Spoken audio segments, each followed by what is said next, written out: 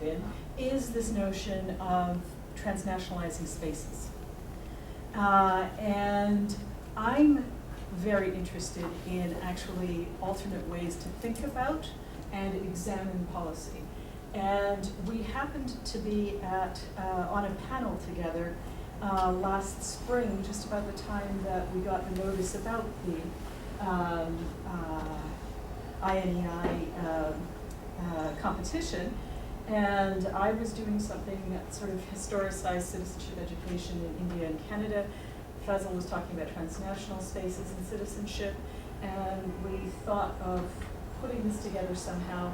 And honestly, had it not been for that proposal, we probably would not have thought to try and put those things together. So that's roughly the background. Oh, and can I just, sorry, before you want, not to be invisible. Thank you, Neha. I didn't say. Sorry. Faisal and I put the proposal together. I had hoped that we got the money so that we could bring Leanne in on it as a fairly recent PhD graduate, but somebody who's done a lot of work on the ground with youth with transnational identities, and who are actively engaged in citizenship issues, and has done that from a feminist perspective. So she brings to this a lot of qualities and experience and expertise that Faisal and I are benefiting from. And actually, we've changed our title since Yes. the original proposal, as you've noted. Maybe some of you have seen the change into the ing form of the word transnational. And so we're trying to work with this notion of transnationalizing spaces as they are in process, right? I mean, this is what we're trying to capture with this change. Oh, and I've just turned it completely off. And so I'm borrowing Faisal's wise words here. And so we're trying to conceptualize, and we're drawing from notions of global citizenship and transnational citizenship, and we're very much distinguishing the way we're trying to think of these things from more formal, legalistic, sort of passport and patriotism type notions of citizenship.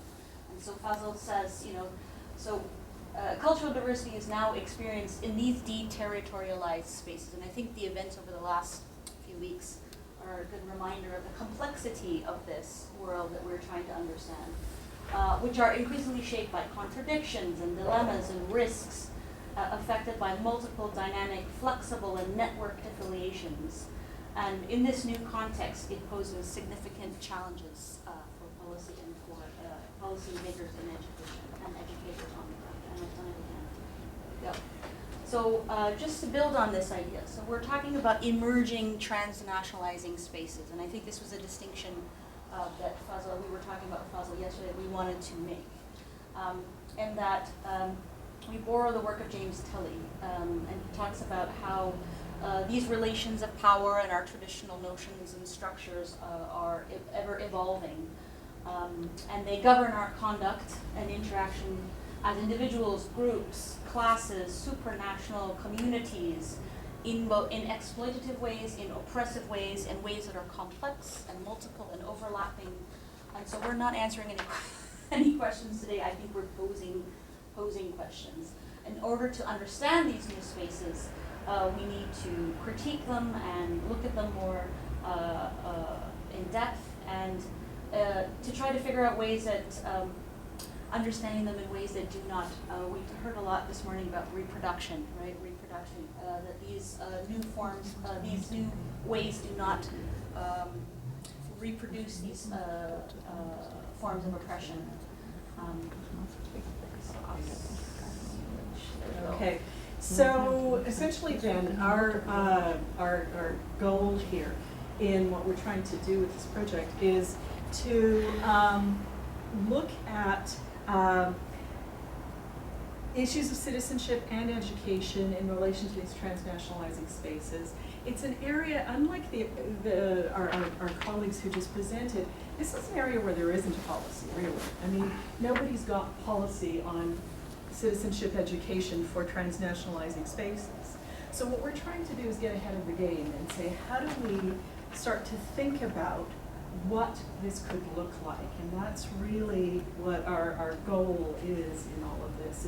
And the method that we're using is something that I've been working with for several years and kind of continuing to develop, and it's an analytical metaphor called the policy web, and I'll talk a little bit more about it in a few minutes. But basically what it tries to do is map out the conversations that are happening about a particular area, so that policy actors, people who are interested in that area, can become engaged in the conversation in an informed way.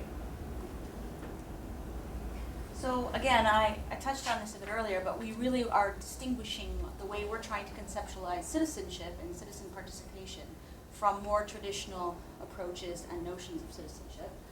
We have some lovely images here from India, from Australia and Canada, and you can tell these are sort of more traditional notions. We've got the flags, we've got the map, which often defines citizenship as in a relationship between an individual, kind of autonomous citizen and a state, a nation state, which is often critiqued as being sort of a maximalist notion of, or a universalist notion, which doesn't take into account the complexity of identity which exists in a transnationalizing space. So, and these I'll just get the symbolism in Australia, but I'll get the others. Oh, the picture isn't large enough, but there's a number of small children waving Australian flags. yes. Like someone else, I should have brought my glasses. Yes, and we have the Canadian flag, and The that Canadian was flag actually off of a federal building. No, I can see that, and I can see the And, India, I just couldn't see yeah. what was going on Yeah. in Australia, it's Yeah. probably because Yeah. I'm so far away.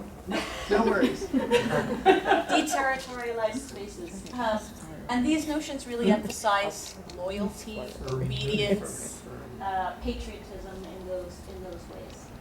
Okay, so what's been happening in terms of citizenship education, and this in all three of our countries, but probably in many more spaces as well, is increasingly the predominant discourse around citizenship education has been related to notions of social cohesion.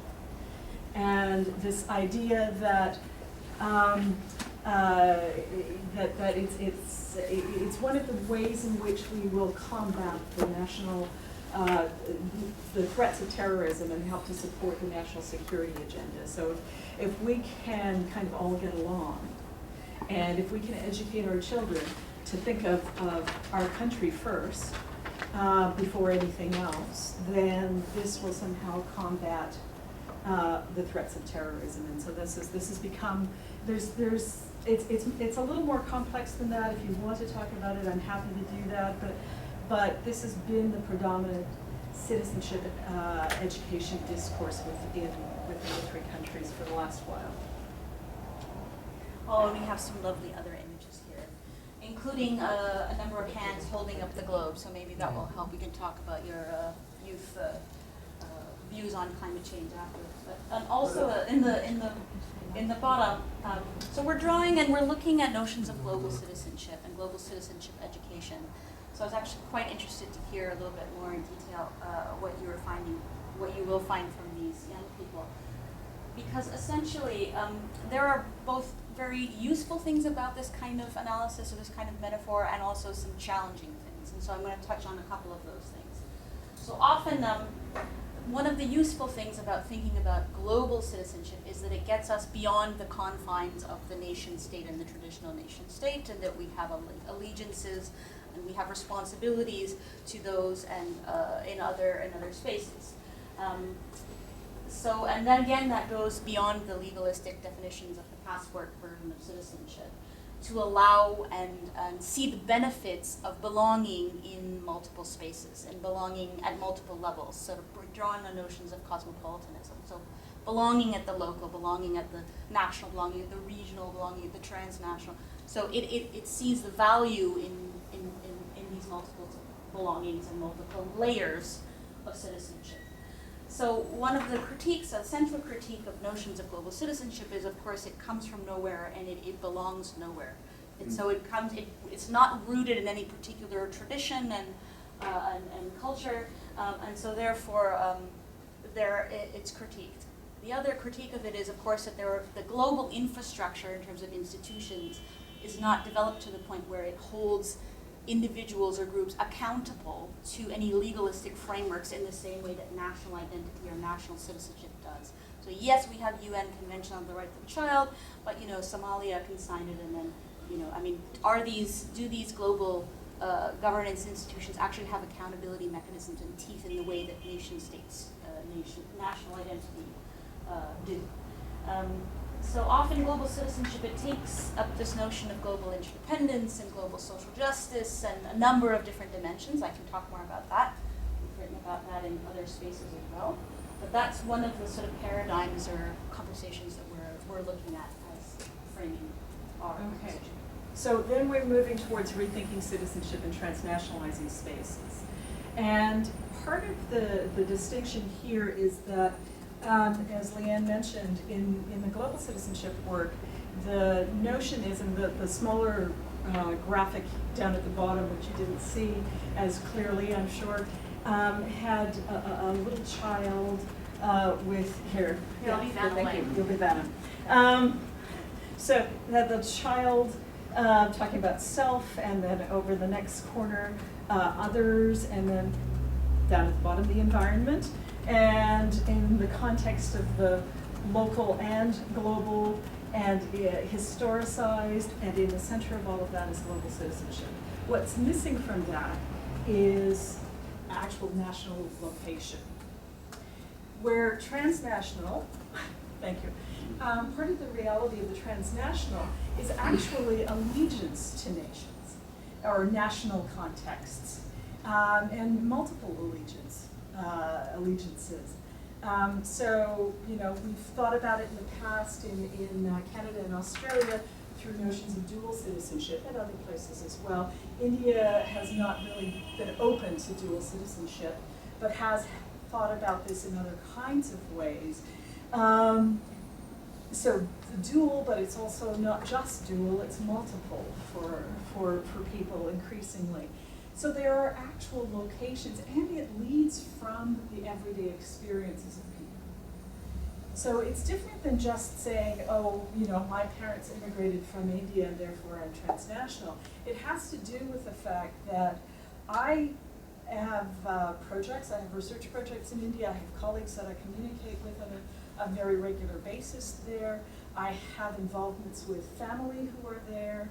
I have a commitment to doing work in communities there as a part of a kind of my own commitment to making things better in that country. In the same way that I have those similar kinds of commitments in Canada. That's what makes it transnational. It's those different sets of commitments, and they are enacted on a day-to-day basis. There isn't really sort of sets of policies that talk about this. When I started hunting, let's go off to the next slide. So let me just, before I go too far on this track, let me talk a little bit about how I see policy, and so we're using this as a kind of way of guiding what we're doing here. So for me, and I mentioned this the other day when we were presenting a version of this, I teach a lot of courses on policy, as Glenn knows, and at the beginning of each of those classes I say to my students, take a little piece of paper, write down what your definition of policy. I don't ever need to see it, but just hold on to it and think about it as you go through this process. And somewhere along the line, somebody will eventually ask me my definition of policy. And my definition of policy is that at the best of times, policy is an ongoing conversation about the things that matter in a community or society. At the best of times, it's an ongoing conversation about the things that matter in a community or society. So it includes, but is not limited to, the kinds of statements that we normally associate as sort of state-based statements about a particular area. Legislation, policy documents, those are part of it. That is part of it, but that's just part of the conversation. So when we're looking here our starting point is not the literature, our starting point is policy documents. And by that, we mean certainly things like bills and acts, discussion papers, submissions to legislatures or special committees, committee reports, position papers, curriculum documents, news releases, media coverage of events. There's many other things that would be part of that list, but that's just a beginning. We have the most extensive collection of documents at this point from Canada. We have probably about 700 from Canada. And we've got about 200 from Australia and about 100 so far from India, but there'll be more coming in from both of those places. So I've looked at about 500 of the documents. I've actually looked closely at about 50 of them. So if we're having a conversation, who's having a conversation? We talk about policy actors, and some of these policy actors are state-based, some of them are not state-based, some of them are individual, some of them are institutional. INEI is a policy actor. And so from our perspective, jumping ahead a little bit in terms of thinking about the future of what we hope might happen, is we hope that in mapping this out, we give INEI some kind of place from which this group, this network, can actually engage in the conversation in ways that you deem most appropriate, or we, if we think about all our institutions. So how do we study this? We study it through this notion of the policy web. I said earlier, it's an analytical metaphor. So this is not a model. You cannot take an idea of a web, from my perspective, you cannot take the idea of the web and neatly map out what goes where. But it is a way of thinking about policy. So if you think about a web, you have rings and you have threads to begin with. The rings in the thread, the rings in the web are the levels at which policy happens. And thank you. There's actually a pointer there. Oh, you're right. I should just. No, that was better. The rings are the levels at which policy happens. So, given the kind of work I do, very often the smallest ring is a classroom, and the next one out is a school, and then a school district, and then maybe educational organizations like teacher unions, and then provincial or state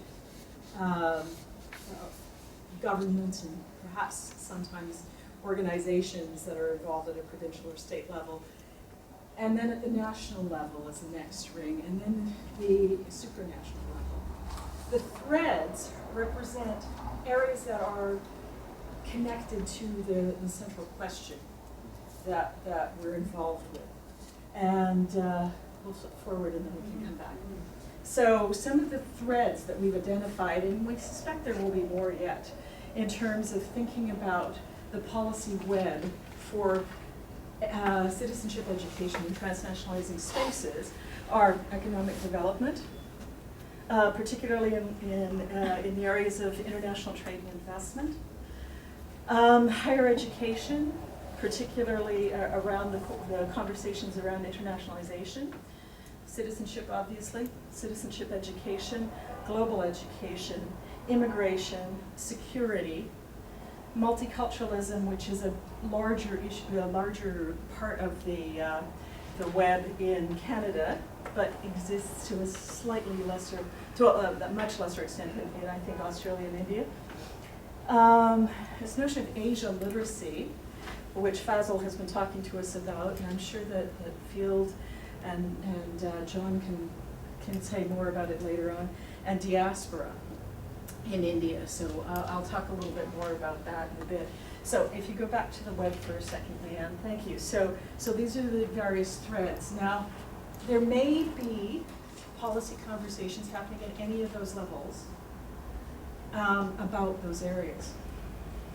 So part of all of this is about, as I said earlier, mapping out the conversation. In other work that I've done, which has primarily been on diversity and on citizenship, what we've done is we've mapped out the discourses. And we talk about the ways in which people are talking about the issues. And we present that not to governments usually to teachers or community organizations that are interested in advocacy, to say, this is the shape of the conversation. What do you want to take out? How do you want to take it out? Where might there be, given what we know now about the conversation that's happening, where might there be a space for you to take it out? And so again, returning to the metaphor of the web, the spaces there we talk about as places where you can either extend or subvert existing policy. Some people are very nervous about subverting policy, but I am. Okay, so threads. So, what have we found so far from these documents that I've been looking at and talking to Leanne and talking to Fazal about? I think the big thing is not a big aha. I think most of you would have guessed this. That the three governments that we're talking about, the three countries that we're talking about, have this kind of ambivalent relationship to this notion of transnationalism or transnational citizenship. On the one hand, there's a wanting to engage because of not just the economic is what plays big, but also the cultural connections, the cultural benefits that accrue from engaging at a transnational level, so economic and cultural. On the other hand, there's a deep distrust of this notion of a flexible kind of citizenship that isn't fixed by anybody. And so it's a very ambivalent kind of space. Okay, so let me talk about just a couple of the threads.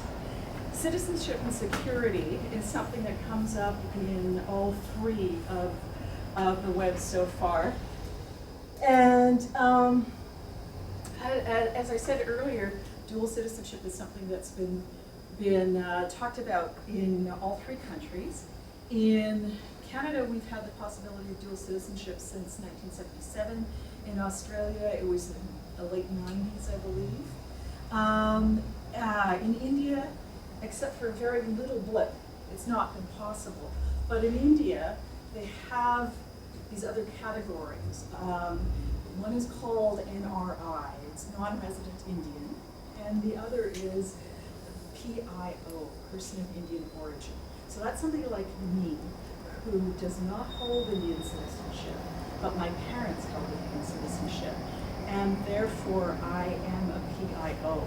And yes, and there's actually, I can get a legal designation as a PIO, which entitles me to certain kinds of privileges within the country. So these are conversations that have been happening. At the same time, our previous government, and I'm pleased to say it's a previous government, had introduced legislation that allowed the Minister of Citizenship to strip Canadian citizenship from somebody who was a dual national if they had done something egregious enough for that to happen, or if they were suspected of doing something egregious enough for that to happen. It was also deemed possible to strip citizenship from somebody who could apply, who could be a citizen someplace else, even if they were not actually a citizen someplace else. So we had a very famous case that came up during the election of a man who was born in Canada, but his parents were from Pakistan, and so the minister was wanting to strip his citizenship for a variety of reasons, but the rationale was because his parents were from Pakistan, he could claim Pakistani citizenship, although he didn't actually have it. So this is the kind of conversation around security, usually. Around, these are threats to security. A very similar conversation happening right now in Australia. I wondered where we got the idea from. Thanks. I'm pleased to say our current government has made this a priority to repeal this, this piece of Well, it legislation. took us a while to pick that one up. Now in India, it's slightly different. In India, there is still this concern about citizenship and security, but it's more connected to, for example, or people who are related to, are connected with something called the World Sikh Federation, which is a group that supports the supports an independent Khalistan for people of the Sikh faith.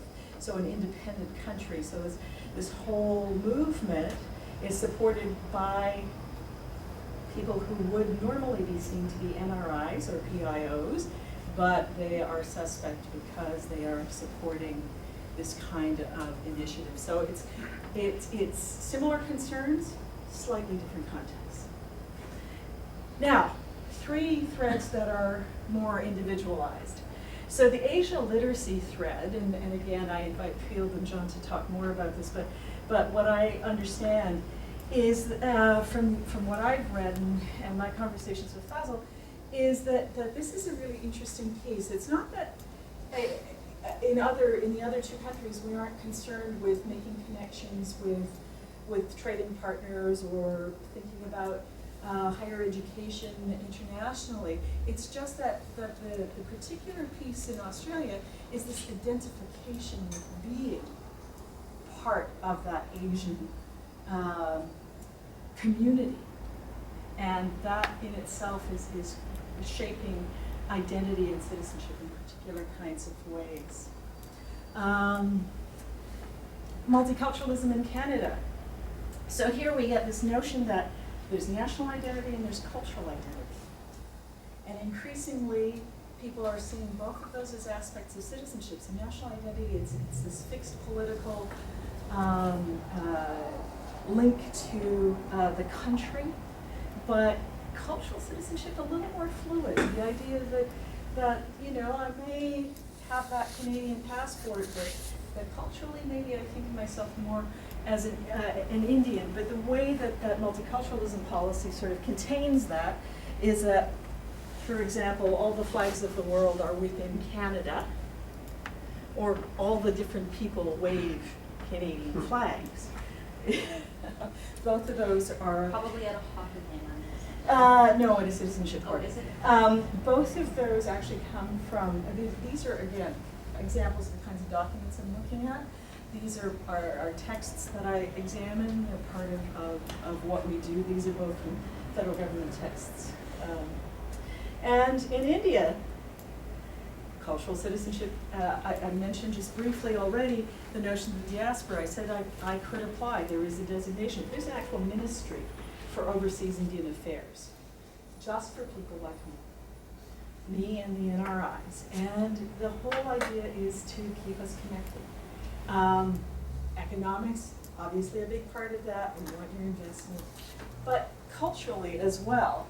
And there are different agendas with different governments. This photograph actually comes from something called the World Hindi Conference, which is supported by that ministry. It has been held for, I believe this is going to be the 12th year this year. It's only twice been in India. It's been in a number of other places. The goal is to promote the use of Hindi worldwide as a way of enhancing the prestige and global reach of the language, but also from the perspective of the current government in India as a way of contributing to a notion of citizenship based on an idea called Hindutva, which is that it's in some ways similar to notions of citizenship in Israel. The idea that if you're Jewish, you can be a citizen of Israel. Hindutva says that citizenship really is linked to being Hindu or part of the Hindu family. So the Hindu family includes Sikhs, Jains, and Buddhists. There's a lot of really pernicious pieces to that I could talk more about, but that's part of this particular notion of cultural citizenship that comes out of the diaspora. All right, so where do we go with all of this? There's a couple of things we're thinking about. One is just the notion of how do we, or how could we, start to imagine educating for citizenship in ways that both interrogates some of these problematic elements that we've been raising already, but at the same time values multiple citizenships, if we think that that is a good thing. And I think that there are some really potentially good elements to that, good aspects to that. The other piece that, as we've been going along, that has struck me in particular, so I don't tar either Leanne or Fazil with this brush, it's really mine, so if you have problems with it, take it out on me, is that I think it might be a really interesting way to start to think about the kind of allegiances that people within Canada, for example, First Nations in Canada, people will talk about their identity as a member of, for example, the Cree Nation. They also talk about themselves as Canadian, and the assumption up to now has been that the being Cree is subordinate to being Canadian, or that if you wanted to claim the Creeness, that you had to ignore being Canadian. And I think there might be some interesting ways of using this approach to transnationalizing spaces to rethink those kinds of questions. And so some of the ways that we're thinking about citizenship, and I think I'll just build on what Reba was saying, because there's been some interesting shifts, I think, and we were talking about this with Fazal in terms of the space and role and prominence of Indigenous and First Nations, Métis, Inuit peoples in Canada, that there's been a great push, even though we have a no national system of education, there's been a great push nationally in the different provincial education systems for more space, more inclusion of First Nations, Métis, Inuit histories and perspectives, and contrasting that with what's going on in Australia, according to Fazal. This is one of the distinctions that we're finding as we carry on this conversation. And so some of the other ways that we're thinking about citizenship is not merely just the passport or the boundaries. It's really about belonging and affiliation and membership. It's also about rights and entitlements of belonging, as well as responsibilities too. And it's about engagement. And so just to click into the next slide, which is drawing we're sort of thinking about ways that we can use notions of feminist ethics and feminist models of citizenship to inform our thinking about this, in that they distinguish and they see this sort of networked and relational ways that we as humans live our lives. And we can all think here in this particular space right now is a kind of a complex transnationalizing space, that we've all come from somewhere, we all belong to many places, we all have multiple affiliations and layers of our identities. So we think it's really useful in thinking about this notion of an ecology, an ecological model of care, and that we are all in relation, and we're also in relation to our environment. And going back to the earlier presentation, and that we have a sort of ethical responsibility to each other and to our space and to our environment as well. So we're thinking about using this notion of relational ontologies, that we are all interdependent. We are not independent, autonomous citizens. We are, in fact, embedded in these networks and larger social relations. And finally, I'll end with a quote by Iris Marion Young, a feminist political theorist, talking about how political responsibility, and we would maybe argue tentatively civic responsibility or citizenship, in a global world requires more than just stories about spatially networked, a sense of networks of connection. It also needs to emphasize and take up issues of power and privilege and structures that reinforce those, as well as capacity. And that's us. And that's it. So we've solved that problem. So I just want to pick up on two points. Sure. One's just a specific question about a comment you made about strategy. And I can't claim that I mean, I get the point, but it's not my area. But you said that we don't deal with politicians on this matter, and at the same time you're looking at policy formation taking Right. place. Because for me, you know, one of the things we're trying to do as a network is influence policy in some way. And I'm interested in that strategy because you're analysing policies where you haven't fed them. And I would